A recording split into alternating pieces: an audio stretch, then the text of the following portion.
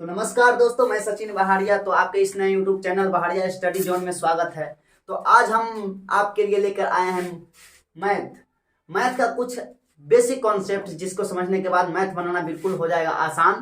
तो बिल्कुल ही जीरो से हीरो तक के सफर में आप बने रहिए मेरे साथ। मैं सचिन बहारिया। अगर आप मेरे चैनल पर नए हैं तो कृपया मेरे चैनल को सब्सक्राइब करें, लाइक करें और जितना हो सके उतना शेयर करें।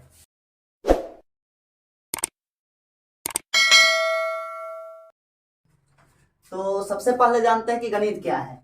तो गणित ऐसी विद्याओं का समूह है जो संख्याओं, मात्राओं, परिमाणों, रूपों और उनके आपसी रिश्ते, गुण, स्वभाव इत्यादि का अध्ययन करती है। गणित क्या है कि गणित ऐसी विद्याओं का समूह है जो संख्याओं, मात्राओं, परिमाणों, रूपों और उनके आपसी रिश्ते, गुण, स्वभाव इत्यादि का अध्ययन करती है। तो ये क्या है? ये गणित है। गणित एक प्रकार का जादू भी है कि नहीं? Math is magics. तो गणित को हम एक प्रकार का जादू भी कह सकते हैं। तो चलिए इसके बाद हम समझते हैं अगले पॉइंट पर। तो मैथ का जो है सबसे पहला जो मैथ में है वो आता है एकदम बेसिक में। तो सबसे पहले आता है हमारा क्या पता है? सबसे पहले हमारा आता है संख्या। तो अब हम जान लेते हैं कि संख्या क्या होता है। तो चलिए आगे बढ़ते हैं संख्या की ओर।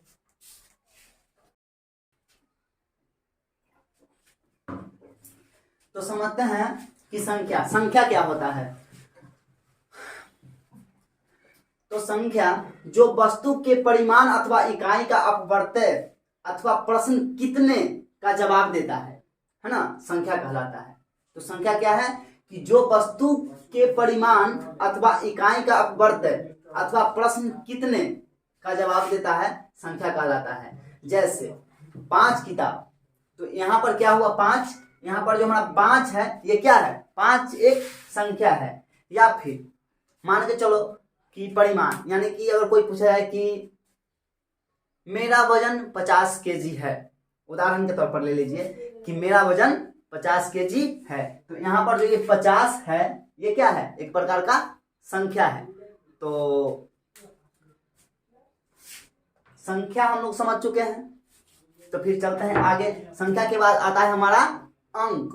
तो चलते हैं अंक क्या होता है, तो फिर ये समझते हैं। तो चलते हैं अंक की ओर।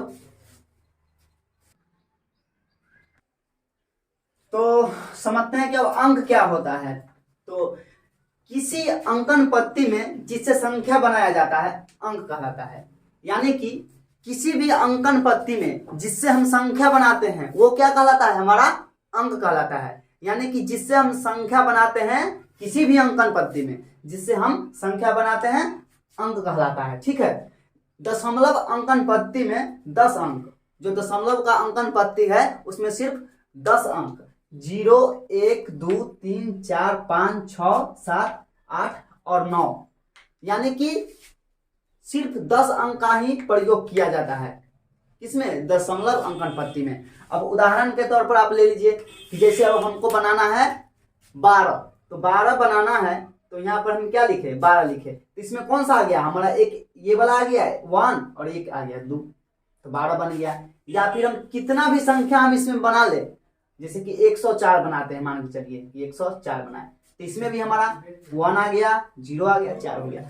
सिर्फ यही 10 डिजिट का प्रयोग होता है किस चीज में? दशमलव अंकन पत्ती के अंदर। तो हम संख्या समझ चुके हैं। तो फिर चलते हैं आगे की ओर। अब संख्या है तो संख्या कितने प्रकार का होता है और संख्या क्या होता है और कितने प्रकार का होता है, ये चीज संख्या क्या होता है तो हम समझ चुके हैं। अब हम चलते हैं कि आगे कि संख्या क्या होता है, मतलब कितने प्रकार का होता है, इस पर बात करेंगे, है ना, इसको समझेंगे। तो तब तक अगर आप इसको नोट करना चाहते हैं तो नोट कर ले, नहीं तो फिर अगर स्क्रीनशॉट लेना चाहते हैं तो इसका स्क्रीनशॉट आप ले सकते हैं। ठीक है।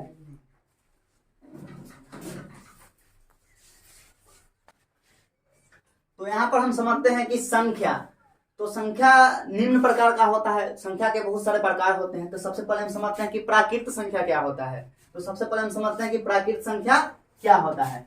तो वह संख्या जो एक से शुरू होकर अनंत तक जाए, वह संख्या जो एक से शुरू होकर अनंत तक जाए प्राकृत संख्या कहलाता है। जैसे 1 2 3 4 और वो अनंत तक चला जाता है, तो कौन सा संख्या हो गया? प्राकृत संख्या हो गया। यानी कि गिनती की संख्या को हम प्राकृत संख्या कहते हैं। ठीक है, तो प्राकृत संख्या समझ गए हम। तो चलते हैं आगे। तो अब समझते हैं कि पूर्ण संख्या क्या होता है। ठीक है, तो वह संख्या जो शून्य से शुरू हो और अनंत तक जाए पूर्ण संख्या कहलाता है। जैसे 0 1 2 3 4 5 अनंत तक चला जाता है, तो वह संख्या जो शून्य से शुरू होता है और अनंत तक जाता है क्या कहलाता है? पूर्ण संख्या कहलाता है। ये पूर्ण संख्या कैसे बना, इसके पीछे भी एक कारण है कि जब प्राकृत संख्या को बनाया गया है ना, तो प्राकृत संख्या तो 1 से शुरू होता है, 1 2 3, ये प्राकृत संख्या था। फिर इंसान को लिखने का जरूरत हुआ 10।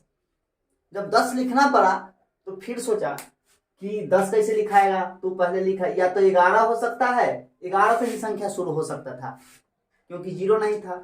तो इसलिए एक ऐसा संख्या का निर्माण किया जो शून्य से शुरू हो, है ना, इसलिए यह संख्या को बनाया गया पूर्ण संख्या, क्योंकि यह शून्य से शुरू हुआ और फिर 10 लिखना एकदम आसान हो गया, तब जाके ये क्या हुआ? पूर्ण संख्या बना। ठीक, तो पूर्ण संख्या समझ गए कि वह संख्या जो शून्य से शुरू होकर अनंत तक जाए पूर्ण संख्या कहलाता है। तो अब चलते हैं पूर्णांक की ओर। तो अब समझते हैं कि पूर्णांक होता क्या है ना। तो संख्याओं का वैसा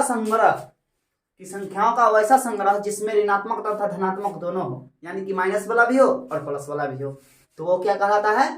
पूर्णांक कहलाता है। ठीक है, जिसमें माइनस भी हो, प्लस भी हो, शून्य भी हो, है ना, तो वो पूर्णांक कहलाता है। यानी कि संख्याओं का वैसा संग्रह जिसमें ऋणात्मक तथा धनात्मक दोनों हो, पूर्णांक कहलाता है। जैसे के तौर में देखो कि 1 2 3 -1 -2 8 6, ये सब क्या है? ये सब हमारा पूर्णांक हो गया, जिसमें माइनस वाला भी हो और प्लस वाला भी हो। यानी कि संख्याओं का ऐसा संग्रह जिसमें ऋणात्मक तथा धनात्मक दोनों हो, क्या कहलाता है? पूर्णांक कहलाता है। पूर्णांक बनने के पीछे भी एक रीजन है। तो पूर्णांक बनने के पीछे क्या रीजन है उसको हम बतलाते हैं कि जब संख्या को बनाया गया, मान के चलो कि 10 तो लिख लिया, अब संख्या जब हमको माइनस में लिखना था, है ना, यानी कि हम किसी चीज में हम नुकसान में चले गए, तो उस संख्या को हम कैसे दर्शाते? तो उस संख्या को हमको दर्शाना था माइनस से, तो माइनस में तो हम दर्शा नहीं सकते थे, इसलिए हमको क्या बनाया गया? एक पूर्णांक बना जिसमें संख्याओं का बहुत सारा संग्रह है, जैसे माइनस वाला भी और प्लस वाला, तब जाके हमारा पूर्णांक बना जिसमें माइनस प्लस दोनों को रखा गया, है कि नहीं। तो ये हो गया हमारा पूर्णांक। अब हम समझते हैं सम संख्या कि सम संख्या क्या होता है ना। तो अगर आप लोग इसको नोट करना चाहते हैं तो नोट कर ले, या फिर स्क्रीनशॉट लेना चाहते हैं तो स्क्रीनशॉट ले सकते हैं। तो अब हम समझते हैं कि सम संख्या क्या होता है। तो वह संख्या जो 2 से पूर्णतः विभाजित हो जाए सम संख्या कहलाता है कि नहीं। जो संख्या 2 से पूरा पूरा कट जाए, जिसमें भाग देने पर जिसमें 2 से भाग देने पर शेष न बचे, वह संख्या है सम संख्या। ठीक है, तो वह संख्या जो 2 से पूर्णतः विभाजित हो जाए सम संख्या कहलाता है। जैसे 2 4 6 8, ये सब क्या है? ये सब सम संख्या है। इसमें अगर हम 2 से भाग देंगे तो इसमें हमारा शेष नहीं बचेगा, इसलिए क्या है? सम संख्या है। तो सम संख्या हम समझ लिया है। अब हम समझते हैं विषम संख्या क्या होता है। तो समझते हैं कि विषम संख्या क्या है। तो वह संख्या जो 2 से पूर्णतः विभाजित न हो विषम संख्या कहलाता है। यानी कि वैसा संख्या जिसमें 2 से भाग लगाने पर वह पूरा पूरा न कटे, जिसमें शेष बच जाए। यानी कि जब 2 से भाग लगाइएगा तो उसमें शेष बच जाएगा, तो वो क्या है? विषम संख्या कहलाता है। ठीक है, जैसे 3। अब 3 में अगर हम 2 से भाग लगाते हैं, है ना, 3 में अगर हम 2 से भाग लगाते हैं तो देखिए 1 शेष बच जाता है कि नहीं। तो ये क्या है? हमारा एक विषम संख्या है। तो वैसा संख्या जो 2 से पूर्णतः न विभाजित हो विषम संख्या कहलाता है। ठीक है, तो चलते हैं अब भाज्य संख्या की ओर। तो समझते हैं कि भाज्य संख्या क्या होता है। ठीक है, तो भाज्य संख्या वह होता है जो स्वयं तथा एक के अलावे किसी अन्य संख्या से विभाजित हो जाए, है कि नहीं। तो ये हमारा भाज्य संख्या कहलाता है। तो भाज्य संख्या कौन है कि वह संख्या जो स्वयं तथा एक के अलावे किसी अन्य संख्या से विभाजित हो जाए, भाज्य संख्या कहलाता है। जैसे 4, 6, 8, 9 ये सब क्या है, भाज्य संख्या है। या फिर हम इसको ऐसे भी कह सकते हैं कि वह संख्या जिसका अपवर्तक 2 से अधिक हो, है ना, भाज्य संख्या कहलाता है। ठीक है, तो वह संख्या जिसका अपवर्तक 2 से अधिक है भाज्य संख्या कहलाता है। ठीक है, तो भाज्य संख्या समझ गए होंगे। तो अब चलते हैं अभाज्य संख्या की ओर। तो उससे पहले अगर आप लोग चाहे तो इसको नोट कर सकते हैं या फिर इसका स्क्रीनशॉट ले सकते हैं।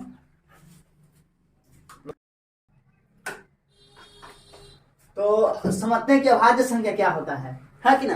तो वैसा संख्या जो स्वयं तथा एक के अलावे किसी अन्य संख्या से विभाजित न हो अभाज्य संख्या कहलाता है। ठीक है, कि वैसा संख्या जो स्वयं तथा एक के अलावे किसी अन्य संख्या से न कटे अभाज्य संख्या कहलाता है।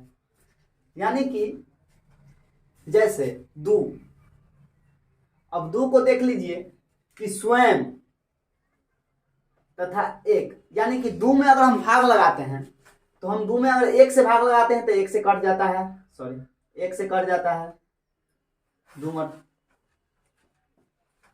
या फिर 2 में 2 से भाग लगाते तब कटता है। कोई तीसरा संख्या से 2 में भाग नहीं लग सकता है, इसलिए इसको अभाज्य संख्या कहा गया है। ठीक है, उसके बाद 3 को देख लीजिए।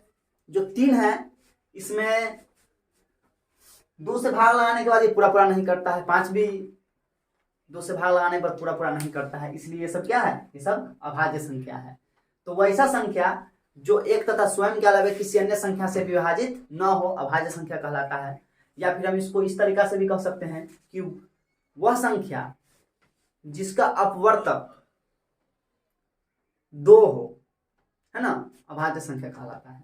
ठीक है, जैसे कि उदाहरण के तौर पर हम आपको बतला देते हैं कि 5, अब 5 का अगर हम लोग उत्तम लेंगे तो कितना आ जाएगा, 2 से नहीं लगेगा, 3 से भी नहीं लगेगा, 5 से लगेगा 1। तो इसका अपवर्तक कितना आ गया, ये देखिए, इसका अपवर्तक कितना आ गया 1, यानी कि 2। ये जो होता है ये अपवर्तक होता है, ध्यान से देखिए। तो वह संख्या जिसका अपवर्तक सिर्फ 2 हो अभाज्य संख्या कहलाता है। तो अभाज्य संख्या हम समझ चुके हैं। तो अब हम समझते हैं संपूर्ण संख्या क्या होता है। तो समझते हैं कि संपूर्ण संख्या क्या है। तो वह संख्या जिसके गुणनखंडों का योग उस संख्या के 2 गुना हो संपूर्ण संख्या कहलाता है। कि वह संख्या जिसके गुणनखंडों का योग उस संख्या के 2 गुना हो संपूर्ण संख्या कहलाता है। जैसे कि 6 हो गया, 28 हो गया, है कि नहीं। तो 6 एक संपूर्ण संख्या है, 28 भी एक संपूर्ण संख्या है। तो 6, अब ये संपूर्ण संख्या कैसे है, तो हम इसको बतलाते हैं कि हम क्या बोले हैं कि जिसके गुणनखंडों का योग उस संख्या के 2 गुना हो। तो अभी हम इसको चलिए बतलाते हैं। तो जैसे कि इसका हम गुणनखंड किए हैं कि इसका हम गुणनखंड इस प्रकार से निकाले हैं कि 6 का गुणनखंड कितना आता है, तो 1 आता है, 2 आता है, 3 आता है, 6 आता है। आप इस ऊपर में देख सकते हैं किस तरीके से इसका गुणनखंड निकाला गया है। तो 6 का गुणनखंड कितना कितना है, तो हमारा है पहला 6 का गुणनखंड 1 + 2 + 3 + 6 बराबर कितना हो गया, 6 3 9 9 2 11 1 12, है ना। तो डिफिनेशन में क्या है, परिभाषा में क्या है कि वह संख्या जिसका गुणनखंडों का योग संख्या के 2 गुना हो संपूर्ण संख्या कहलाता है। यानी कि 6 था तो 6 का जो है गुणनखंड इसका योग किए तो इसके 2 गुना आया कि नहीं है, 6 दूना 12 आ गया, है ना। तो वैसा संख्या जिसके गुणनखंडों का योग उस संख्या के 2 गुना हो क्या कहलाता है, संपूर्ण संख्या कहलाता है। यहाँ पर आप देख सकते हैं कि जिसका गुणनखंड को जोड़ने के बाद 6 के 2 गुना हो गया, यानी कि 12 आ चुका है। तो ये क्या है, ये हमारा संपूर्ण संख्या कहलाता है ना, संपूर्ण संख्या। तो संपूर्ण संख्या समझ गए होंगे।